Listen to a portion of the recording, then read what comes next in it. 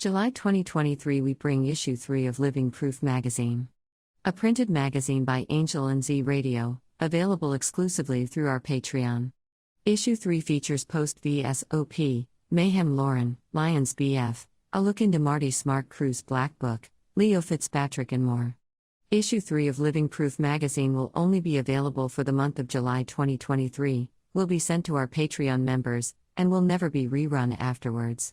Featuring an in-depth 14-page interview with post VSOP, photos of poster and mayhem bombing, words and photos from the archives of Lions BF, scans from over 20 pages from the books of Marty Smart Crew, an interview with Leo Fitzpatrick speaking on Public Access Gallery, and more. The long wait is over. Living Proof magazine, issue 3. Now available and shipped to our Patreon members for the month of July 2023. Members also gain access to our episode and video library, featuring interviews and videos from Ichabod the Rail God, Savvy OTR, Glare, Les YKK, and more. Immense thank you to everyone. Angel and Z Radio is a show brought to you by the wonderful people at Art Primo. A graffiti shop like no other that has been proudly serving the community for decades from New York to Seattle and beyond.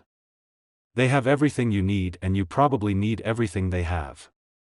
Mops, paint, inks, sketchbooks, stickers, bags, and much, much more.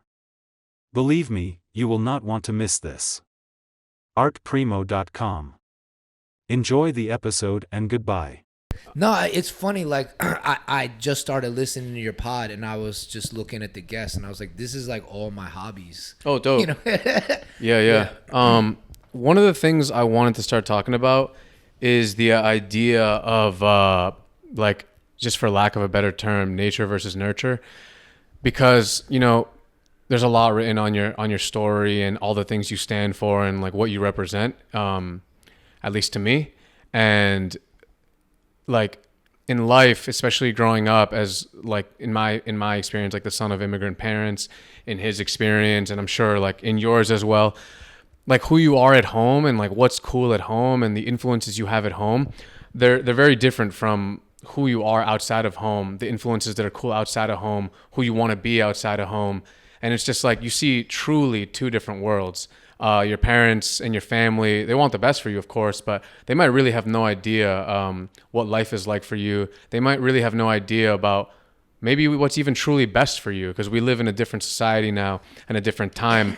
So my question to you is, like, you know, you coming up where you came up and experienced everything you experienced, how did you feel that played into your life? Like, just, you know, the influence from your parents to the influence from the outside world.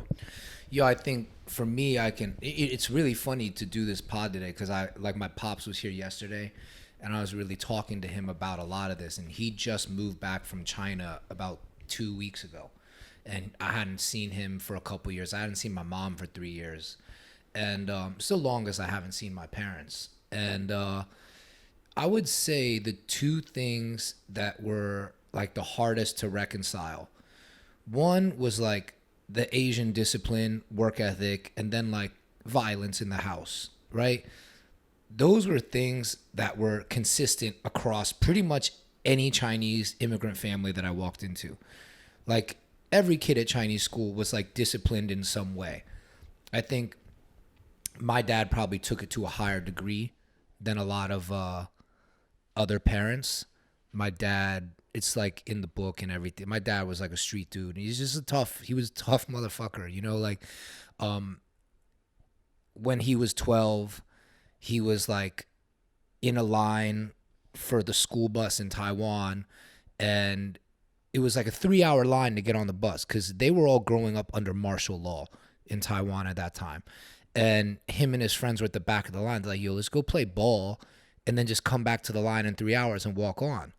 So they went and played ball, come back 3 hours later, and the kid that was like the crossing guard or the school bus guard was like, yo, y'all weren't in line. My dad's like, what do you care, man? And he's like, I'm telling on you. And he got my dad in trouble for not waiting in line. I'm like, yo, why are you snitching on dudes for playing ball and coming back? It doesn't matter. They're happy to be the last ones on the bus. My dad, this just tells you who he is. The next day, because he got, you know, in trouble, probably got like disciplined by his pops at home, waits in line the whole 3 hours, gets to the front, sees the crossing guard, takes out like a knife. Either it's a knife or a screwdriver. I can't remember in this moment. Just stabs a dude in his quad and walks off. 12 years old, you know, and that's my dad. In a lot of ways, you tell me that story, I'm like, yo, that's ill, right? Like, I grew up watching movies and listening to rap music, and I respected shit like that because I don't like snitches, right? I got caught up in a charge when I was 19, and, you know, I was facing like several years in jail for like an aggravated assault with a motor vehicle. Cops offered me like to wear a wire. And I remember my mom was like, do it. My mom was like, do it. Like, I don't want you to go to jail. I remember my pops, he just looked at me and he's like, this is your choice. Like, I would love to have you, but like, you're going to have to live with that. And that was another moment in my, like, I would say 19 is still young. Yeah, I don't know shit. And it really showed me who my dad was. And I decided not to wear it. Even though the cops were like, we want you to take down the other dude from another crew that you don't fuck with. Me and my dad were just like, that's not the way to go about it. Like, we're not doing that. I ate the charge. Luckily, like, there was issues with the evidence. I was jumped by 16 kids. Like, it's a story that's in fresh off the boat, you know? Like, so there was a lot of like racial issues. Like a lot of the statements were like tainted with police calling me the Oriental child. So I ended up just doing probation, but I was really glad I never snitched.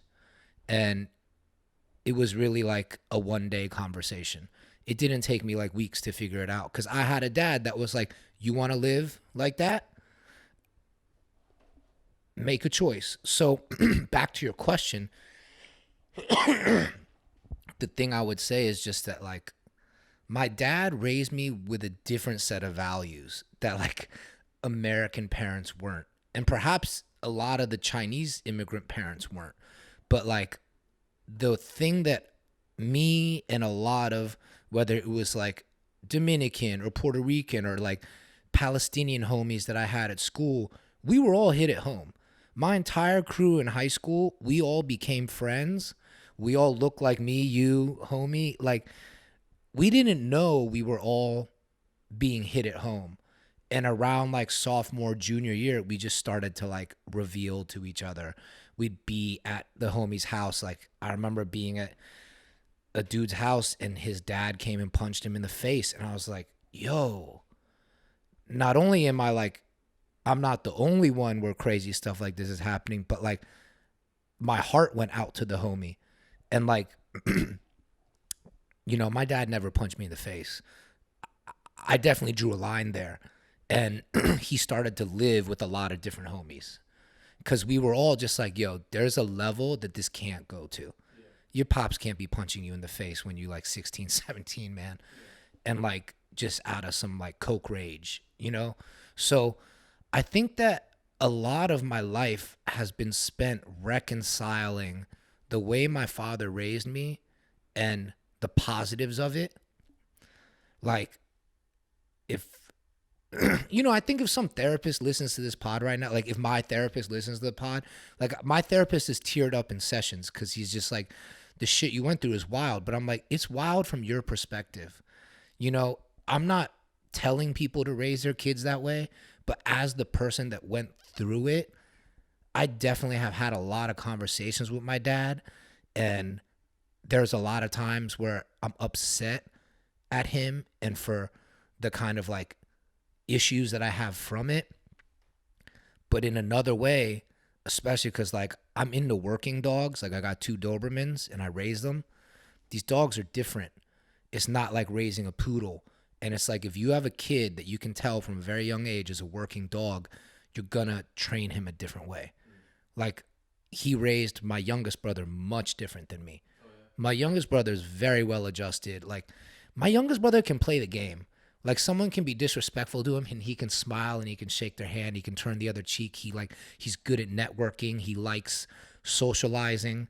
Like I'm out there. People will see me at the club. They'll see me like partying at night at the restaurant, but I really choose places to go where it's dark, it's loud, there's something else going on, so I don't really have to like reveal too much about myself in a social setting. Either like if we all doing drugs and drinking, whatever, cool. You know, like I don't do heavy drugs like that no more. But like, you know, I like to be out. I like to be around people, but I don't like to have to like explain myself. And these are just things like I didn't even know about myself till I got older and did therapy. Like I've been in therapy for a long time. Some of it government mandated, some of it's like me. And like, not to just gas you guys up, but it's dope to be on a podcast to talk about this because like I know you guys get it. It's you know, I go on some of the other pods, I'm not gonna talk about this shit. Yeah. You know. Well, you know, it is crazy because when you're undergoing shit like that at your crib, I feel like, especially at that age, 16 years old, 18 years old, 19 years old, 20 years old, even younger, it's like pretty much impossible to actually understand. Like understand the full scope of it, understand who you even are and why is this happening. And it's even harder to understand, in my opinion, like I was telling you before we started recording, a lot of my family's from Ecuador. And the shit that, like, you know, all respect to my family in Ecuador, but like the shit that, how the way they raise their children, it's almost like unbelievable that these children are like, okay, to me, in my opinion. To them, it's normal. But to me, like, I came up in America. I came up with American ideals.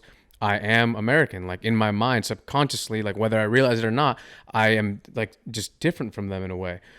In any case, like, I'll see them and I'm like, yo, like, they were really forced to do, like, A, B, and C. They really had to conform. Like, they had to. No one's, like, I go to Ecuador and, like, I'm a weirdo because, like, my hair is like this and all their hair is like this. And, like, just looking at me and, like, I don't think that's weird. In America, you have hair like this. But to them, maybe it's different, and that's just hair. You know what I mean? Like, so anyways, you're undergoing all this in America, but you can see some of your peers are not. And that's when, like, in my opinion, like, I grew up thinking, like, yo, this shit is just unfair. Like, I'm enjoying my life literally less because of, like, things that my family is making me undergo. But, of course, like, as you grow older, you realize, like, to be honest with you, most of the time, your family's either just doing what they were taught, or that's A. B, they just want the best for you and they think this is the best way. You know what I mean? So as you've grown and like, you know, lived your life, have you thought about that? Like, have you thought about, you were saying, for example, there were some positives that came through it. What were some of the positives? What were some of the negatives? When your parents raise you this way, they're really playing with fire. You know, they're really, really gambling because I think for the most part, like physical punishment, violence in the home, like it's gonna go wrong. I think my parents would always say, you were just one of those kids.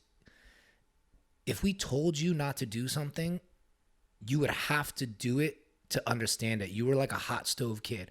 That was one of their first like American idioms they learned. Like, oh, he got to touch a hot stove. I don't even know if that's how you say it, but my mom would be like, you always have to touch hot stove. You want to touch hot stove. And I'm like, whatever, man. Like, bah. And it was true. Like when I was like 5 years old, there was a blender. I put my thumb in it and almost lost my thumb. I was just always like, danger, bang. Yeah. And, you know, even my mom was like, when you wouldn't eat as a kid, my mom had me when she was like 21, 22. She was like, when you wouldn't eat as a kid, it was so frustrating. I would just slap you. I would like slap you till you ate. And then I really realized, like, as I got older, I'm like, yo, I got like food eating issue. I got like eating disorder shit from like being a little kid stressed out eating food. Like when I think about it, and you judge it from like a Western or like therapy perspective, it's like, dude, this kid's gonna be fucked up. Yeah. On the other side, this may sound fucking crazy, but like you seen Batman Dark Knight with Bane, right? Yeah. You're like, I don't think there are just like heroes and villains in life. I think a lot of your heroes are villains. I think a lot of your villains are heroes. When Bane is like, yo, Bruce Wayne, you like found the darkness. I was born in this shit. You know what I mean? And like, this was another interesting thing in America is like, because my parents, when I went outside, they never hit me in the face. They always hit me on the back or the legs or the, like, you can't see it. dress me in polo, comb my hair over, go to school. Yo, he looked like a good Asian kid. Go get good grades. My parents were always just like, no matter what, get good grades. So I got good grades. I looked presentable. No one had any idea what was going on at home. You know, like cops would come and I would just lie to them because I was like, a foster home is worse for me and my two brothers than what's going on here. But like, I have to say, my girl's pregnant and we're going to have kids. I'm not going to hit the kid. I think there are other ways. Yeah. But for me, like as an Asian kid in America who was gonna get picked on in school, I got picked on in every school I went to. Like I got pushed off a slide when I was 5, just at the top. I got to the top and the kid behind me just was like, fuck Chinese people, I guess. I don't even know if you know to dislike people at 5, but he pushed me off the slide. I broke my arm. And my mom, even at 5, was just like, you can't let this happen. Like, these kids are going to kill you out here. Like, you can't let this happen. Every single school, I just, like, kids tried to jump me from the age of 5. And if it wasn't for my dad, like, training me and making me tough, I don't know if I would survive, or I might have been one of those kids that just, like, looked down all the time and was scared. Like, my dad was like, it's going to be worse for you if you don't win this fight at school because I'm going to hit you again. So I was like, all right, I got to win this fight at school. And so I remember kids would fight me and I just had a level I would go to that they couldn't access. Like, and when I'm boxing, you see it, right? Like I was training at Churchill like early on, maybe 5 years ago, had like a sparring session. And I remember Pete Berg comes over, a great dude. He runs a gym and he got his own like dad shit too. He just starts yelling at the end of the round, I don't know what your dad did to you, but you're making it work for you in there, man. And I was like, that's the realest shit ever. Yeah. It's the realest shit ever. Like, we different, but we all same in a way. Like, you don't decide to put on gloves and headgear and go get banged around and pay the gym for an hour to do that unless you got some shit, to be honest. Like, I understand Rumble or I understand people going to, like, Overthrow and, like, workout boxing. Yeah, workout boxing. Yo, I get that. Like, that all makes sense. Sparring is another bezel. Yeah. Like, something is being worked out in there.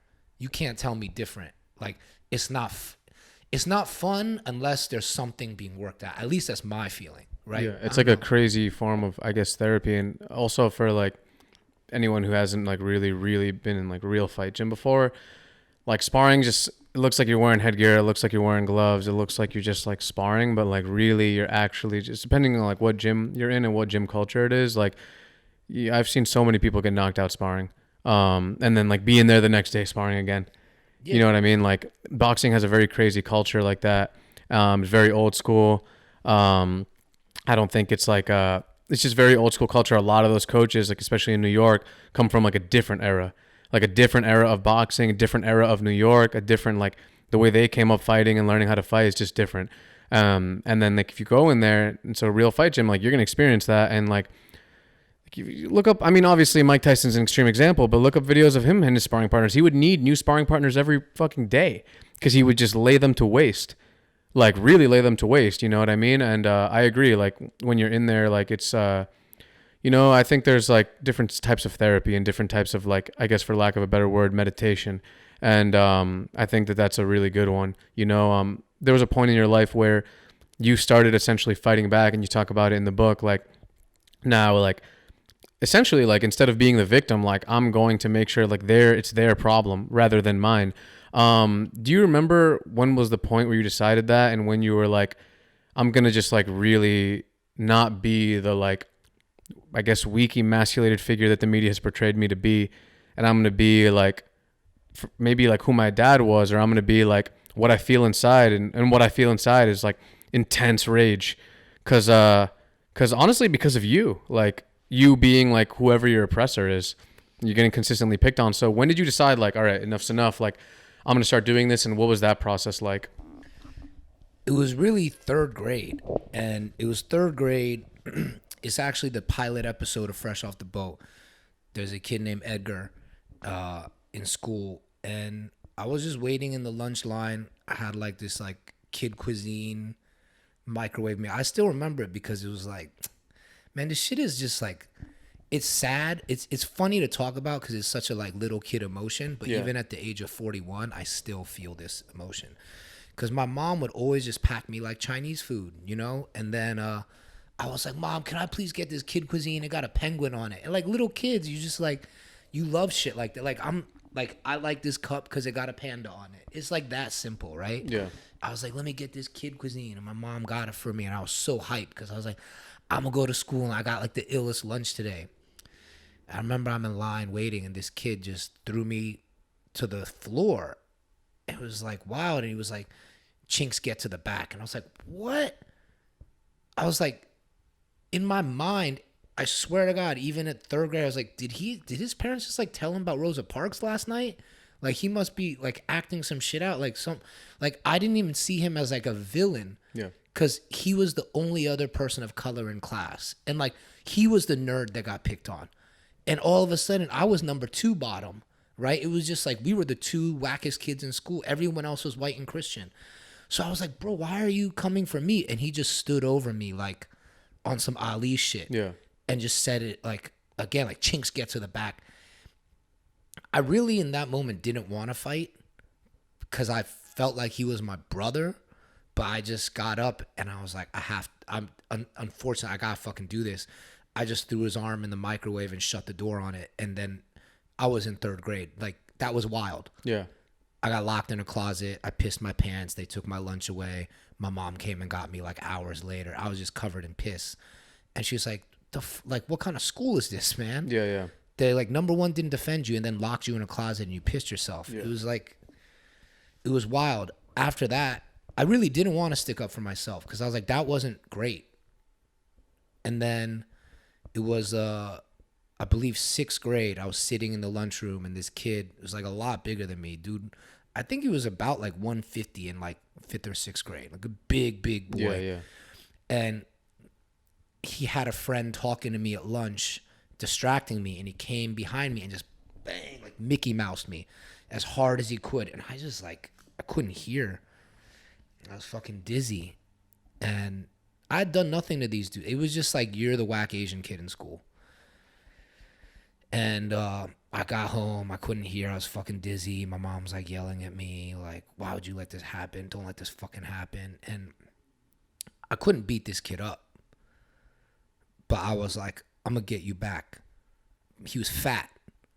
So then the rest of the year, I just terrorized this kid mentally.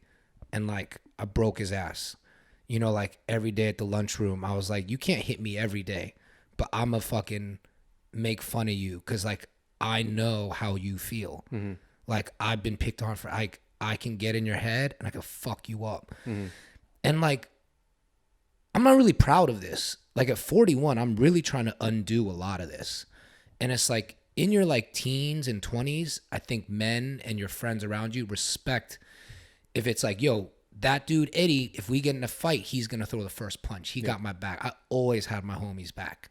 So like people like having me around. The other one, he's funny. And like we get in some like beef, he's always going to like be able to cut the other side down.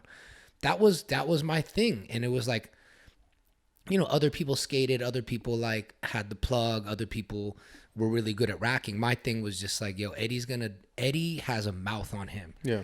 And that was like my evolution. It was like he'll throw the first punch, he'll talk the most shit, and he's smart. Like he could plan how we could like steal this and get it out. Like I was the brain. Yeah.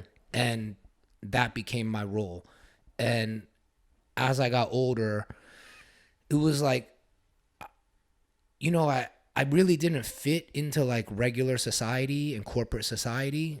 I ended up doing Bauhaus, but I have to say that like that moment I was talking about when I was 19 and I got in trouble, that really changed me. Oh yeah. Yeah, because I ate the charge, I was on probation, and I had a bunch of teachers in college that were just like, there's another way to channel this anger. Because I would write poetry. I was like really into writing poetry, and I would just like, and not even like trying to rap. I was like literally like poetry shit. Yeah. And it was like quite modern and weird. And my teachers would just like invite me to like office hours after class and be like, yo, you really have some like interesting views. And like, you have an ability to be vulnerable, and it's like you write like you ready to die. And of course, me, I'm just like, I'm not gonna acknowledge that, you know. But it was a really weird thing to me that I think that I was genuinely writing looking for help.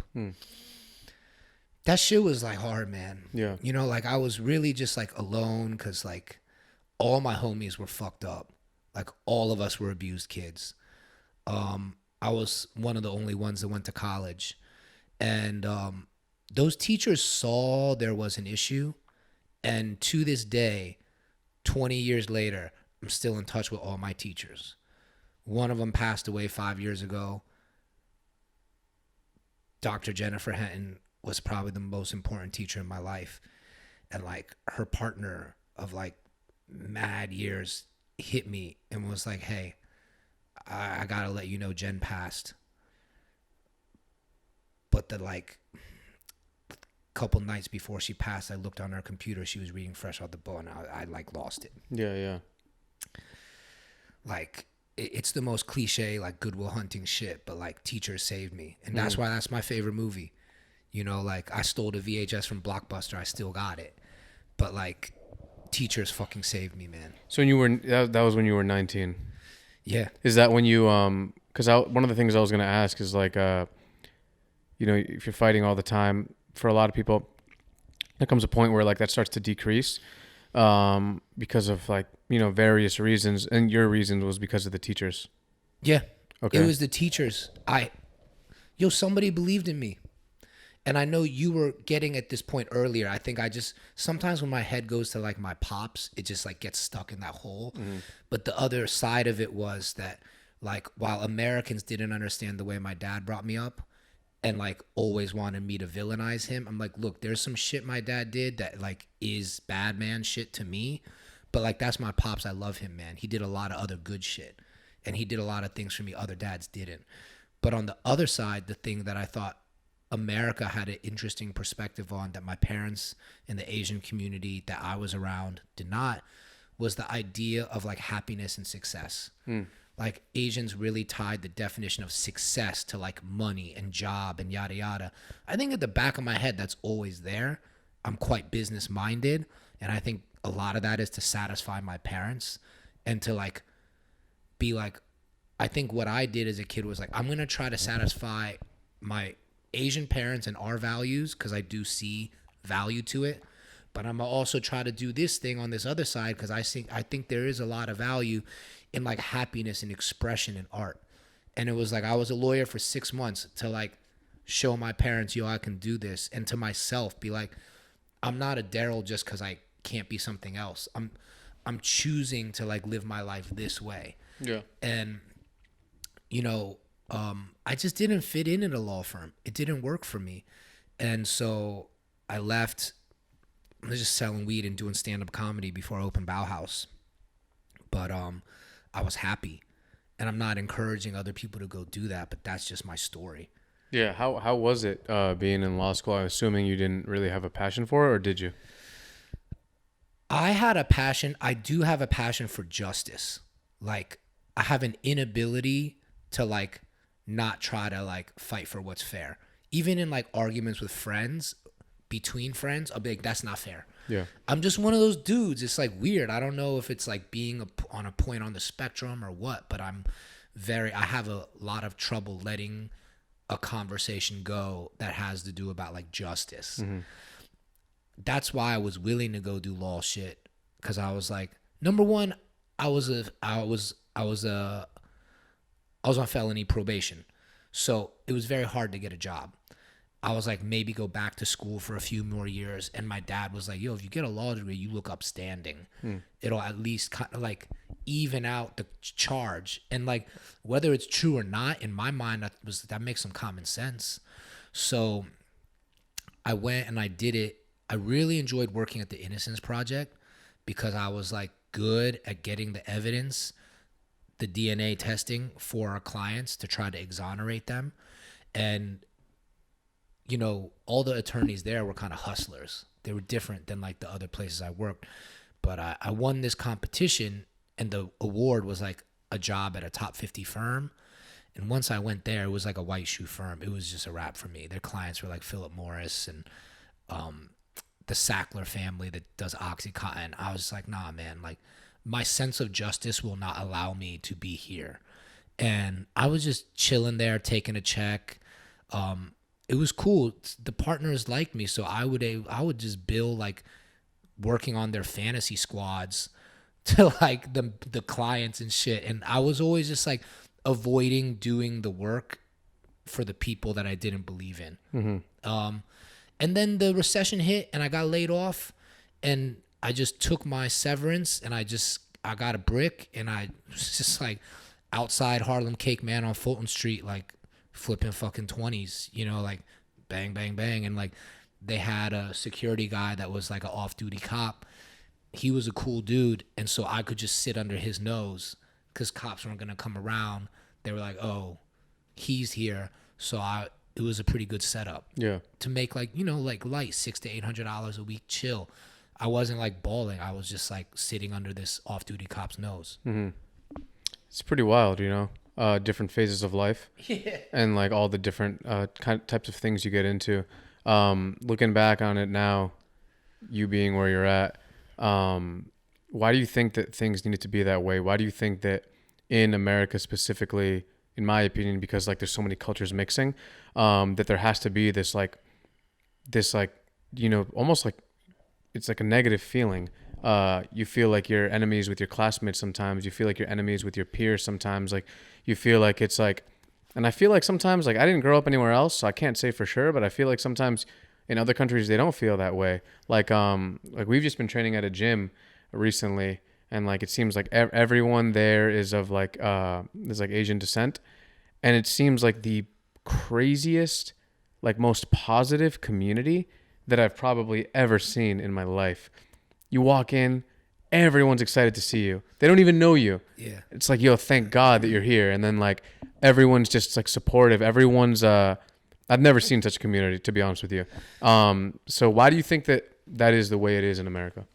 Well, I think people like to call it a melting pot. I like to think of this as like the octagon. They bring, just like UFC or boxing, you got every flag lined up, and then it's like, go fight each other. Like, that's how, if you read Sun Tzu, it's like play the barbarians against themselves. Like the immigrants are the barbarians. Like we all get played against each other. LA riots, all this shit. You know what I mean? Like the Stop Asian Hate thing. Like, it's just playing the barbarians against themselves. And I've seen it since I was in third grade when the kid was like, chinks get to the back. And even in third grade, I was smart enough to be like, he's just acting out Rosa Parks on me right now.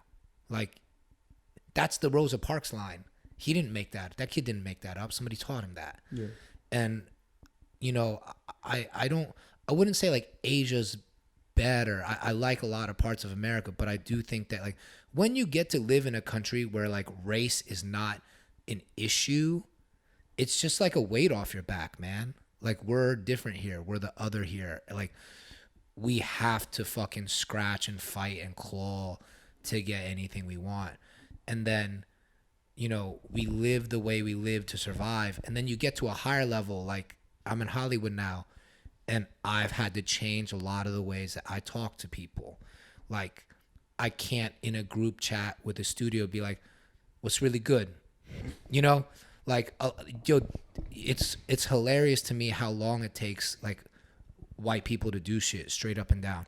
Like every once in a while you get like a hardworking white dude from Ohio. Like I got this producer from like Cleveland, Ohio, Andrew Sweat, working with me.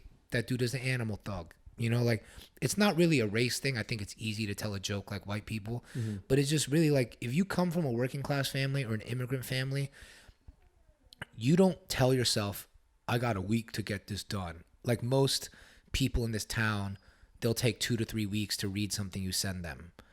If it's hot, I'll read it in 24 hours. I want to work. I want to get after it. But even like a great work ethic is something that like people don't always receive well, because if it makes them look bad, or if it's threatening to them, or because your work ethic is making them have to step up, they may not like that. Hollywood is a funny place like that. New York was the place I felt the most at home. New York, I never felt weird. I never once was like, I can't just express myself here, because I think there is a lot more immigrants in New York, and it's the crucible, and like everyone is just wide-eyed and like pretty realistic about this is what it's going to take, man. There's a really big building over there, and I'm all the way down here. And you may not even be just down the bottom. You may be like at that street on the L train all the way to the end of Canarsie, looking at that building.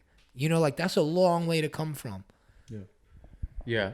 I think that, you know, being raised in America by immigrant parents, to me, one of the main benefits in my life that I've had is just seeing firsthand the work ethic that, like, I really, like, can't explain. Like, some of the things that I would see my parents do makes me look at my life and be like, damn, I'm lazy. I'm ungrateful. I need to step it up. I need to, like, deserve what I have. I need to make them proud. I need to make them feel like they didn't come to America for no reason, because their reason was for me.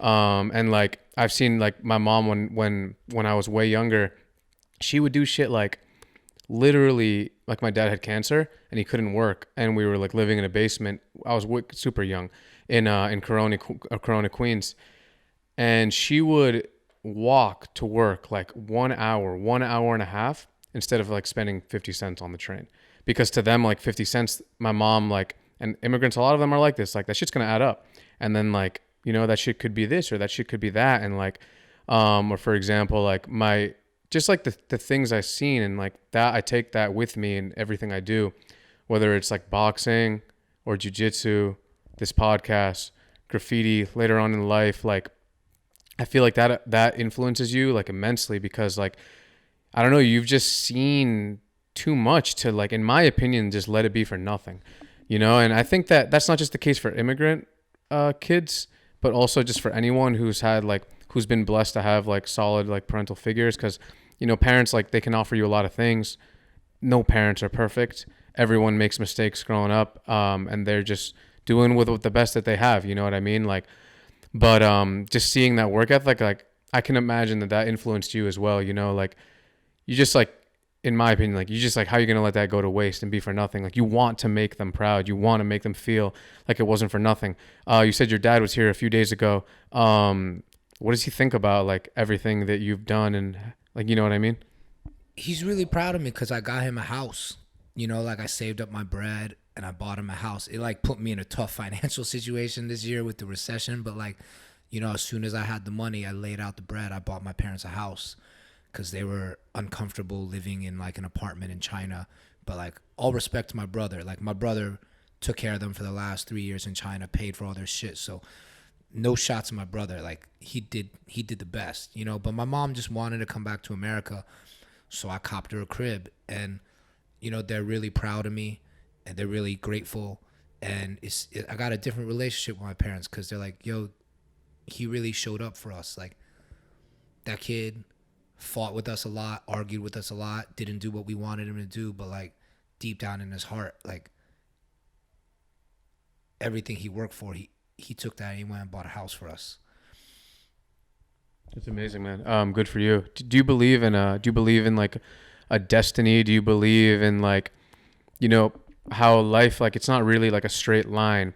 It might look like you're fucking up wicked crazy. Yeah. Go ahead. This is a really good question, but yeah. I forgot to mention something while you were talking.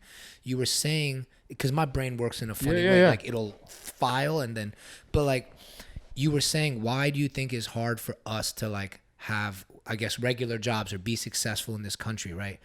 I think when you come from a working family or an immigrant family, or just like in a whatever, like an abusive situation as a child, when you grow up and people are encouraging you to like get this degree and work for this company and get to the top, you ask yourself that question that, like, I think Will Hunting asked himself in like Good Will Hunting, where he's like, all right, so let's say I go work for the NSA, and let's say I crack the code, and it gives you a location in this country, and then you guys go and bomb that village.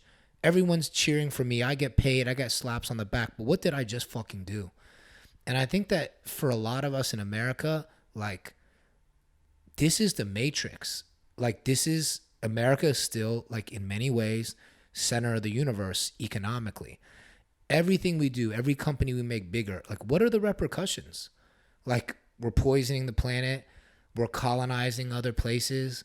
Like, I think that our parents all come here for opportunity to survive, but the hard part in the second, third generation is like, yo, but now we're stormtroopers.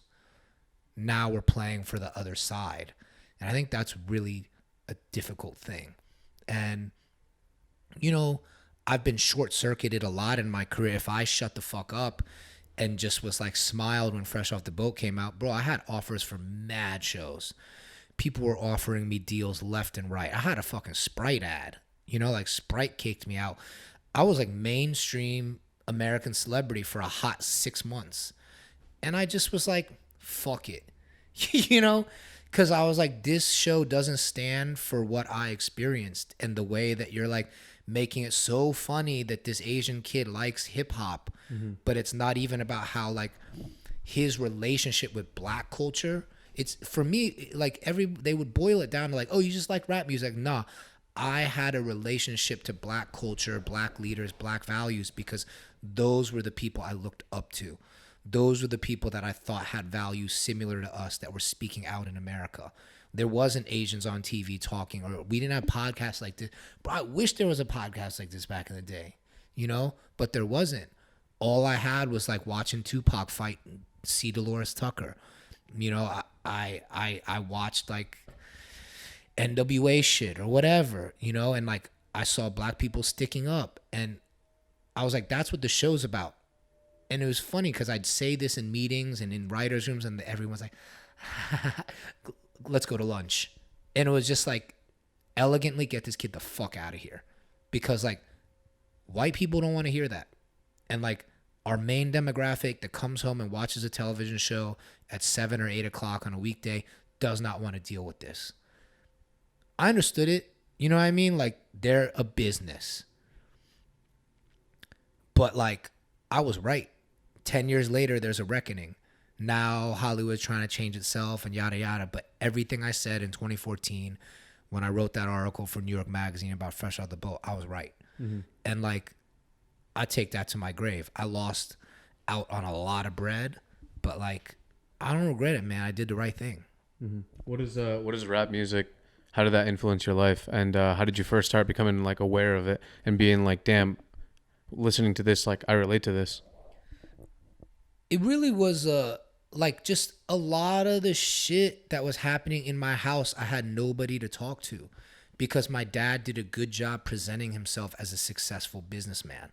Even when we lived in a townhouse, like struggling, like he gave me his old polo, and I would, you know, like it's really as simple as polo and a haircut. You know, like it was just like fucking stay dipped in Ralph, you're gonna look American, you know? And I just had no one to talk to. And when I started listening to rap music, especially listening to the skits and interludes, like on Tupac, Me Against the World, like I remember there was a skit. It was like, all you do is stand outside with that fucking AK all day. You and that fucking AK. My dad had an AK-47 he'd walk around the house with. It was that simple. I was like, oh, there's other people living like this. Like rap music was the first portal for me besides Asian film. Like Asian film I would watch and be like, oh shit, all right, cool. Like everyone in Taiwan's getting their ass kicked at home too. All right, word. Their dad is walking around in fucking boxers and a wife beater and shower sandals, yelling and screaming and throwing bowls of rice. Like, it, you know, it's not weird. Rap music though was the first American thing that I was like, oh, other people are experiencing this. And that's really what drew me to it, you know? Yeah, isn't it crazy how so much of that art and so much art in general has come from the human experience of suffering? 'Cause that's what it is.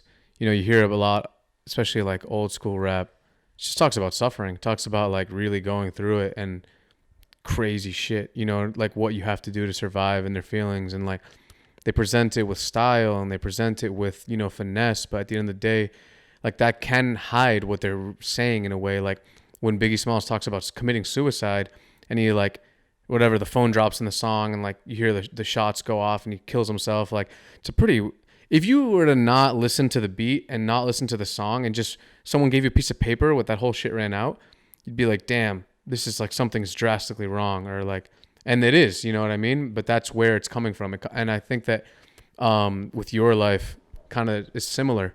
A lot of the stuff that you've went through, whether you realize it or not, like you turned it into art, you turned it into something, you turned it into a thing that's positive for a lot of people, like including, you know, me and my homie and like a lot of people. Like I was talking to him yesterday and he was just like, yeah, I came up. I was like, yo, did anyone ever call you like Chinese growing up? And he's not Chinese. And he'd be like, I got everything. I got Chinese, I got Vietnamese, I got like A, B, C, D, you know, everything. Yeah. And like for me, it was weird because like my whole family speaks Spanish. I speak Spanish. Yeah. Like I grew up going to Ecuador, but I knew that, and I don't really look 100% Chinese at all. But to certain people, I do. You look a little bit, you look 100%. And like I would deal with that, and it was just weird because I'm just like, yo, I'm literally like not like I didn't feel culturally Chinese at all, even though like that's in my blood in a way. Not even a way, it's in my blood, and like that's where like part of my family comes from. I didn't feel that, and I was like, I don't know, it was just strange to deal with. But that being said, I think I speak for like myself, him, and like a lot of people for like you and what you've done with your life, and the things you've gone through have led to, in my opinion, positive things that have definitely influenced a lot of people, and it makes people realize that like just because the media may paint you a certain way or everyone else is a certain way, like you're your own person and you can be your own person and you can pretty much do whatever you want. Like you're pretty much doing whatever you want. Like sometimes you'll cook, sometimes you'll do this book, sometimes you'll talk this, like you're going to do a podcast. Like, and that's just the reality of the situation is that like, that's what life is. Like you can be multifaceted. You don't have to fit into this one mold, even in terms of like hobbies and passions, you know? So yeah, thank you. No, thanks, bro. It's, I really appreciate that. Like, I wrote the book for homies like us, you know, and it's really, I've had a really weird relationship with like society and the media because like, I really feel like they wanted me to be like Mr. Asian America when I first came out. And then it just became really clear for everybody after a few years, like, yo, he don't want that.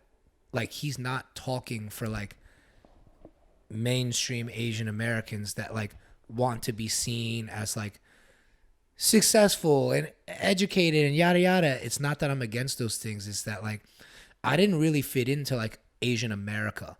When I go back to Taiwan, like I fit in with a lot of the like, you know, like dudes there that my dad grew up with.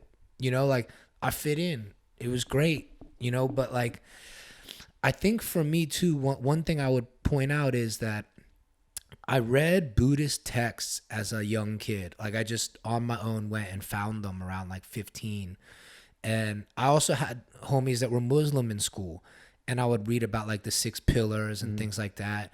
But the Buddhist texts really helped me because I was aware that I was like bummed out a lot.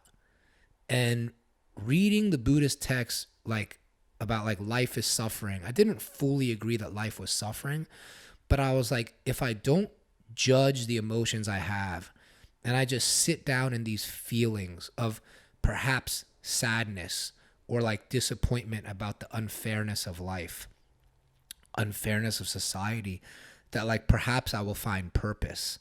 And there was one week where I just fasted for 4 days. I didn't eat. I just drank water. And I would read like the text to emulate what Buddha did. Because for me, this was an ill thing. And I hope people like listen to this. Is like, I didn't have anybody in my neighborhood or in my school that I looked up to. But like, I would read books from dead people. Like you can go, that's the ill thing about this world now. You could go read something from 500 years ago, 200 years ago and be like, you know what? I relate to that dude. And like Jonathan Swift, Modest Proposal, you know, old Martin Luther King stuff like Letter to Birmingham Jail, and then, you know, Buddhist texts. I really sat down in those things and I was like, yo, suffering is difficult. Sadness is difficult, but there is value to this. You know, like you just have to see it. You have to sit in it. You have to go through it. Like life is presenting you this like terrible dish that you just gotta like eat and feel and then see how you come out of it. And I think it taught me a lot of empathy. And I had this desire that like whatever I did, it would help other people. And I will be honest, in Hollywood the last few years, it's really been kind of tough because people want to commodify the struggle and present it in a way that like fits the cultural narrative now. Like there is a business of suffering and there is a business of empathy. And once it becomes business, it's not real in a lot of ways. But like I think my biggest struggle right now as an adult is like, what are the things that you can compromise on with your work so that it gets out to people while still maintaining its core and its essence and like truth, because you want to keep the truth of it. And like that's the skill I'm developing as an adult, is the ninja shit and like being surgical. And I'm going away from being as forceful and just fucking will it to success. Like I'm a big Nick fan. I watch Julius Randle. I'm like, yo, Julius, I love you, but you always lose your cool. You always try to like bully through a double team. You can't, like, even with the best boxers, it's a science. And that's the turning point for kids like us. You can get to a certain level, like fighting with your head down and just eating shit like you Cesar Chavez, you know what I mean? But at a certain point, you have to step back and be able to manipulate your opponent, work the ring generalship. That is where I'm at as a person, is I'm learning ring generalship. And so we all have to evolve. Yeah, that's an amazing metaphor. Like Andre Ward is really good at that. Yeah, yo, Andre Ward is Deep Blue, the computer. Yeah. Like I never seen a boxer in our era adapt in a fight and change his game plan like Andre Ward does. This dude is incredible. Yeah, and like it's one of those things where it's really subtle, you know, because if you don't know, then you won't see. You just like, maybe you'll see someone who's causing a war, and those dudes are good too. Mickey Ward, whatever. But like, it's just different types of boxing, and they're effective for their own different means. And sometimes ring generalship can go a long way. You see a dude who has like not as much power and not as much of a chin winning. Yeah. How's he doing that? You know what I mean? But that you could do the same thing in life. Where are you at in life now in terms of what you consider happiness for yourself, success for yourself? What's your aim? What's important to you? Like, what are you up to? Honestly, like, and it's funny, it's like my girl makes me happy. So like my thing is just to like make sure she's happy, you know, like, cause I finally met someone that truly understands me.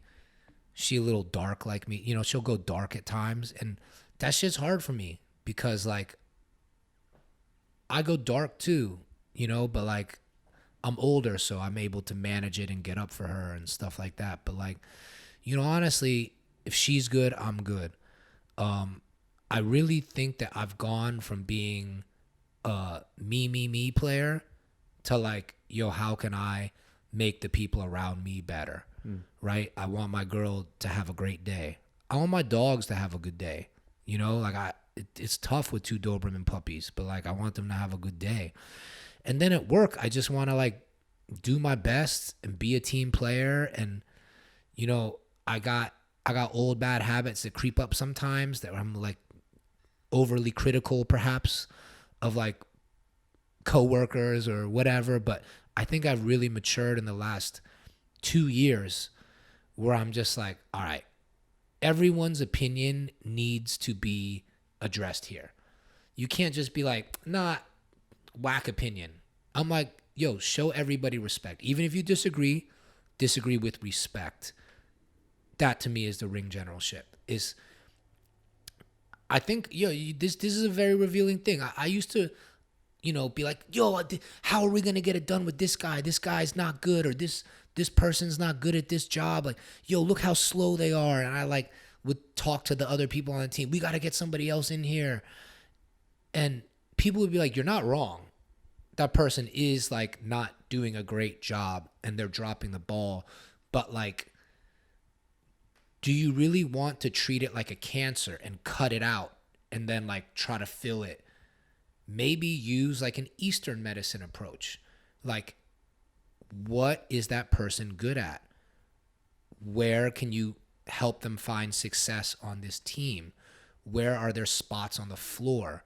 And that to me is the evolution of like just being like a bratty talent to like a leader. I'm learning to become a leader, because I think a lot of times, you know, the first 10 years of my career writing and doing art and film was about like, this is what I need. This is the type of things I need to be successful. Now I'm like, yo, I'm gonna be fine. I got confidence. Like after I did Boogie, I'm like, look, is it a perfect film? Nah, but as a first film, like I never went through the Sundance thing. I never did short films. Like my only experience was 2 short films in college, but very, very short. You know, like 6-minute things that were like not good. Mm-hmm. And then shooting Huang's World on Vice. That was the complete extent of my experience before directing a feature film for a studio. Like I didn't even go the indie route. Like this went through Focus Features, and it was a lot on my back, but I did it, and I'm really proud of it. And they broke bread, and everyone's happy with the film, and a lot of people's careers jumped off from it. But that gave me a lot of confidence, because that's the thing I always wanted to do. Mm-hmm. Cooking was easy for me. You know, like writing has always been easy for me. Film was something I really looked up to, and I think I started to respect myself after I made Boogie. And that's when the maturity changed, because even on Boogie at times, I would worry about like everybody else doing their job. Now I'm like, yo, you don't got to worry about everyone else. Because really when I was worrying about everyone else, it was an insecurity with myself. Like I can't get this done, so I'm going to pick on everything everybody else is doing. Now I look at it like, all right, you're struggling over there. How can I help you? I already chose you. You're on the squad. I can't get rid of you. How can I help you, man? Mm-hmm. And like, you know, peace and love, apology to anyone that I've fired on shows. I'm a changed man. You know, holler at me. But like, I really am different now. And I think there is a fear that I'm like, did I learn too late? You know, but it's not. Like, people love me. They fuck with me. Like, even the people that were fired from things still hit me up, and I still have a relationship with them. Like, I think they get that I mean well and I try hard, and nobody's born knowing all this shit. Absolutely. Yo, thank you so much for speaking your story, speaking your wisdom, and for, you know, coming on the show, letting us in your crib. Super big honor, and thank you. No, thank you guys. I love the show. It's like there's not that many shows, pods that are just like honestly heartfelt and dealing with difficult shit. So, you know, people need more like just honesty. So thank you. Yo, thank you. Peace.